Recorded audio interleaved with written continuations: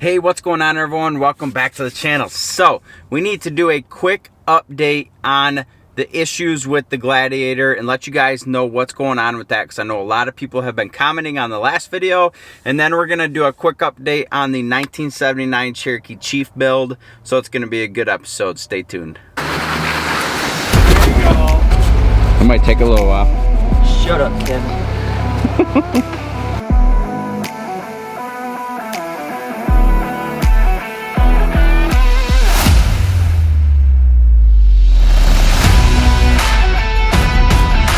Alright, so welcome back to the channel, everyone. My name is Kevin Irwin. Welcome back to Max.Overlander, where on this channel we are going over a lot of different Gladiator content, getting into some overlanding content, which is starting up soon. We just put the bed rack on, so that video is coming soon because that is a prototype rack. You know what? Actually, that is going to be in this video. I actually made the video a while back, but the problem is I did not realize my mic volume was way too high, so the audio was completely unusable. I did take quite a bit of B-roll in that video, so I am going to talk about the new bed rack in this video, along with, you know, we do have the truck back right now. It has been working properly, so I'm going to let you guys know kind of what followed that previous video that you watched about the diesel Gladiator issues I was having. If you're not watched that, make sure you go watch it. So you get up to speed on what was going on. So we're going to update that in this video, and then towards the end we're going to update the 1979 Cherokee Chief build that I'm working on. We have a lot of advancements on it. I'm super stoked with where it's headed. So that's kind of what we're going to get into today. A lot of you know that we were having issues with the 2021 diesel Gladiator.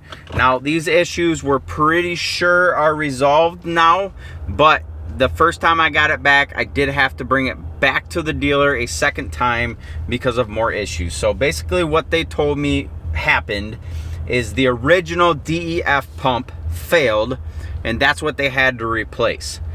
Here's the issue. The second one that they replaced it with apparently had a hairline crack. So the technician drove the vehicle long enough to think that he would get it to regen. Basically what the computer told him to do, what Chrysler told him to do. He drove it, no issues. I picked it up, brought it home, and boom, halfway home the check engine light came back on. And it's like, no, I don't want to get rid of this thing again. I don't want to bring it to the dealer, but I had to, because with these DEF systems, if you don't bring them to the dealer, you're going to have problems. And I did not want to have issues, you know, getting stuck somewhere because the truck is messed up. So I brought it back. They replaced the pump again, found a hairline crack in the top of it. We had to wait another week to get another pump in, and so far, knock on wood, we are in good shape. The truck is running great. I don't see any issues right now, so that I am very satisfied with, and hopefully moving forward we will not have that issue again. So no, if you do get the diesel Gladiator, and man, this road is bumpy. Sorry guys, I don't know how bumpy this camera is right now, but if you do get the diesel Gladiator, that is a problem that they have had in the past. So or that is a problem that they're currently having with the pumps being faulty. So just know that if that is a problem with yours, that it will get resolved. And so far so good. It's been running good, and you know, I'm excited to get the lift on, which I guess I'll update you guys a little bit on that. The rock crawler lift actually shows that it shipped out today. And today is the 24th of March. The new rock crawler adventure series lift with the new arms, their new maintenance-free arms, shipped today. I know a lot of people, and part of the reason I didn't buy rock crawler was because the arms would squeak after a while because of the Johnny joints. So these are rubber style bushings that have a ton of flex, a ton of movement to them, but they have been designed and engineered to not wear out, but also provide a lot of flex. So I know that Jeremy at Rock Crawler used them in their KOH rig, and they've been using them on their race rigs, and they have been handling and putting up to the abuse. So I'm excited to get that lift. It's the 3-inch Adventure Series, no limits, stage 1 lift with their RRD shocks. So we're going the full lift on this thing. That will be getting installed shortly. I'm going to do a full review video on that rig, or on that lift kit install. Let you guys know how it rides, because honestly I didn't find barely any information about how that kit rides, how the rock crawler shocks ride. Like, I couldn't find any info whatsoever on how that kit was. So I'm excited to bring that to you guys. If you do have any experience with it, throw it down in the comment sections. I'd love to hear what your guys' opinion is on those shocks and just the ride of the rock crawler lifts. Next, we're gonna jump into talking about what we think is gonna get hit underneath of this rig if we take it off-road without skid plates, because as we know, the diesel has the extra DEF tank, the DEF pump, the diesel particulate filter, all of that stuff is inline in the exhaust system. So let's take a look and see, did Jeep put it in a place where it's not going to get hit? You know, they call this a Rubicon. It's named the Rubicon because it's supposed to be able to go down the Rubicon Trail and survive. If you've ever been down the Rubicon Trail, it is a brutal trail. It is not something to take lightly. So we'll see. So let's get under there and check it out. All right, so as you can see right away, our fuel tank is longer. On the back side of this fuel tank is the DEF pump and DEF tank, which I believe it's about a 5-gallon DEF tank hanging off the back of the fuel tank. So me personally, I'm gonna try it with this skid because the skid looks like it's pretty stout.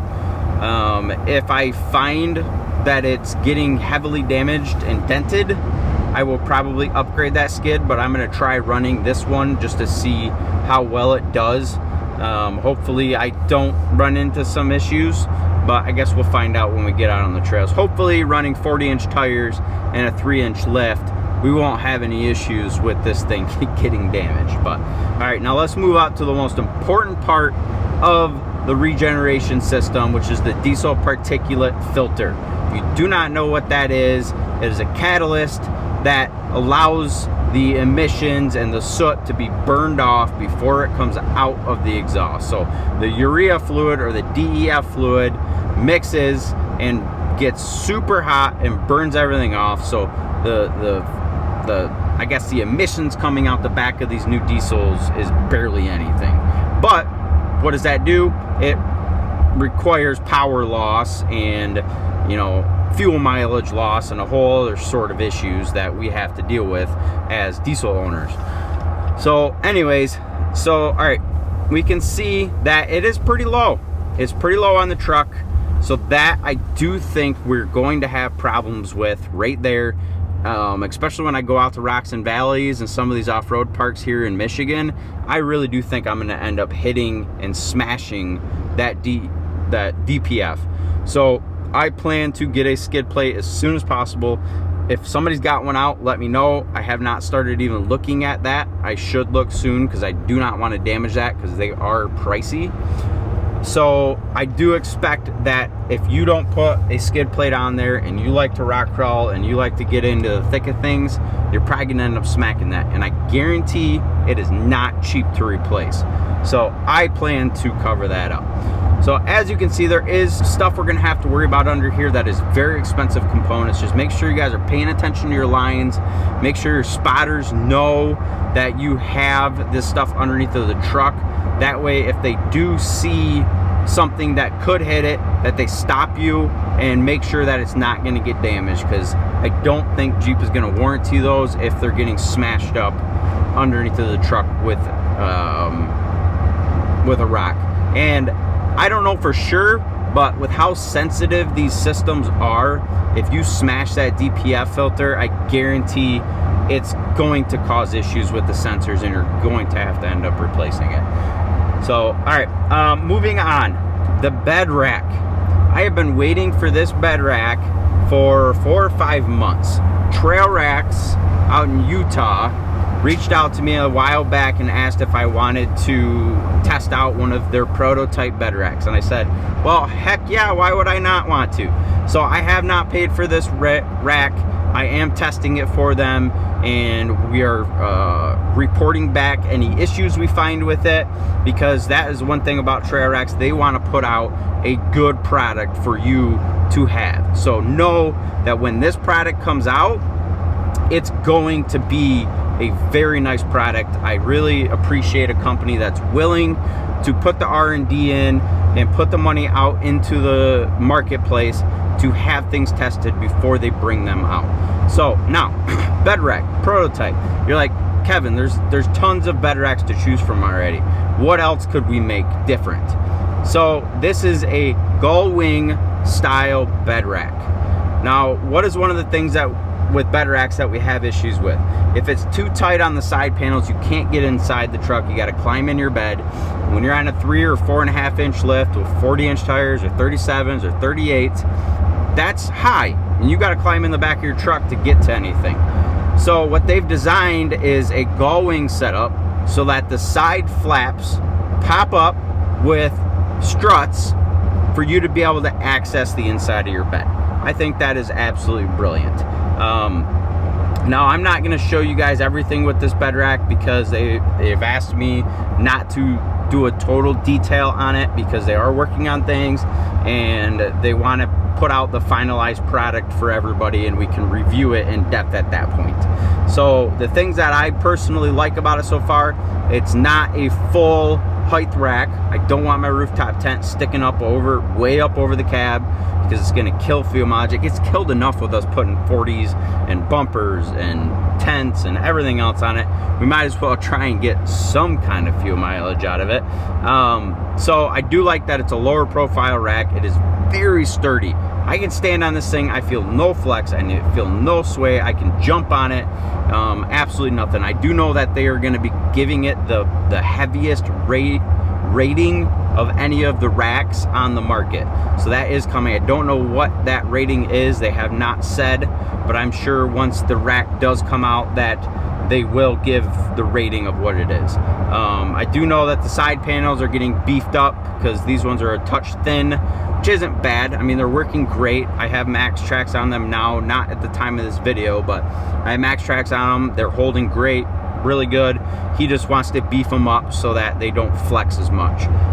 But they're, you know, I would say if you don't have a bed rack yet, when this bed rack comes out, highly recommend that you guys check it out and consider buying the Trialrax rack. So that's all I'm going to talk about right now. Let me know what you guys think in the comments of this rack. I think it's sweet. I really appreciate them letting me test it out, and I will be doing more footage of it out in the wild once I get the new lift and stuff on.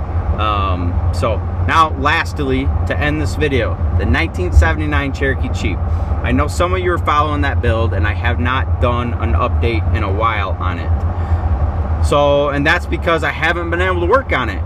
With COVID and starting a real estate team and becoming a team leader has taken up a ton of my time. So even though I didn't want to, I ended up giving the rack to Brian at the Jeep, or not the rack, I ended up giving the truck to Brian at the Jeep Armory so that he can get my suspension set up and us be able to actually get this rig out and actually use it.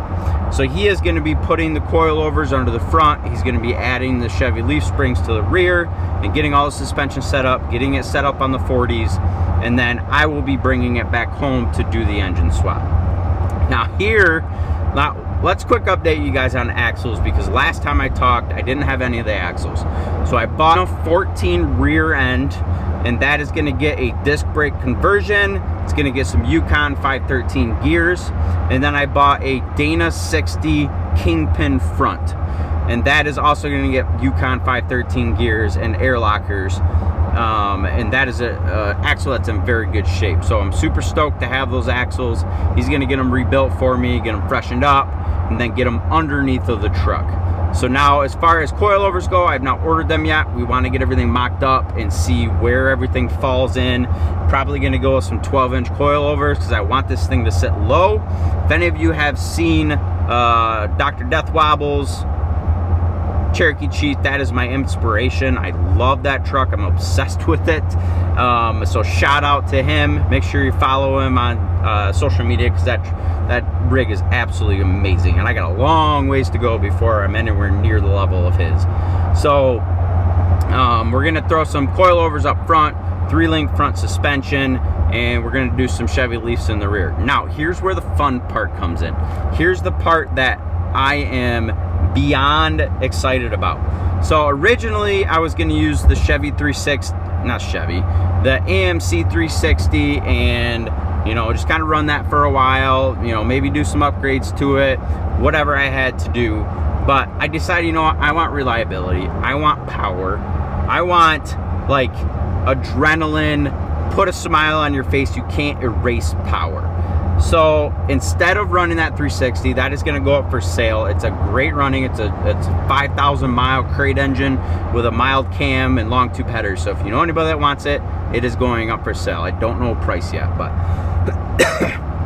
we bought a 2002 LQ9 Escalade engine with a 4L65E transmission. This thing is currently at my engine builder, and the last text message, I'm gonna throw it up on the screen because I want to see if you guys have the same feeling that I did when I read this thing. So I read his text message, and he says at the very end, because I asked him how the engine build was going and how everything was going, because I know how much power he's saying it's going to have, and he's like, oh, it's going really good, machining's done. Right now I'm working with BTR on a custom camshaft for the engine. I want this thing to climb up out of the hole like it's tearing down the gates of hell. Now, when you read that from your engine builder, how can you not get excited about it? I mean, I'm sitting there reading this thing, and I get this shiver like, oh my God, I can't wait. So it's going to be right around 600 horsepower. To the crank, what is that going to equate to as wheeled horsepower with 40-inch tires? So we're going to find out on this channel together, because I'm going to have a local Grand Rapids dyno this rig as soon as we get it done and get all the bugs worked out and make sure everything's running properly and make sure it's broken. We're going to dyno it and see what it puts to the wheels. I think it's going to be in the high 4s, maybe low 5s. I'm hoping that it drops maybe 100 horsepower to the wheels, and I might be too much. What do you guys think? Throw it down in the comments how much you think it's gonna rob, how much you think 1-ton axles and 40-inch Mickey Thompsons are going to rob from that 600 horsepower LS. So I'm super excited. The fun and adventures we're going to be able to have in that rig. I want that thing to be able to go down the highway at 80 miles an hour, because I want to be able to drive it as a daily driver in the real estate market if I want to. Can you imagine showing up to a house and blah, blah, blah, blah, blah, blah, blah, with 600 horsepower LS in a 1979 Cherokee Chief that's looking beautiful on 40s? I like it.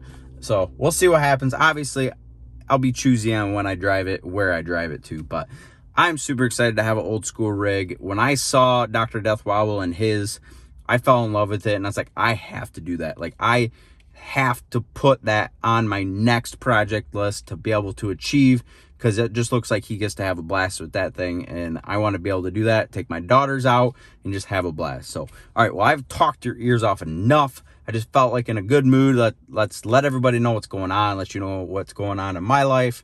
We're getting ready to move, so a lot's going on. The new barn's getting built. I'm going to be doing some videos on that, so stay tuned. Make sure you smash that subscribe button. If you enjoy watching my videos, I really appreciate it, because a lot of people that watch them don't hit the subscribe button, and that does help me out. And if there's anything you guys want to see about the Diesel Gladiator before it gets lifted or anything like that, make sure you throw that down in the comment section too. So other than that, have a great day, guys, and I cannot wait to talk with you again. See ya.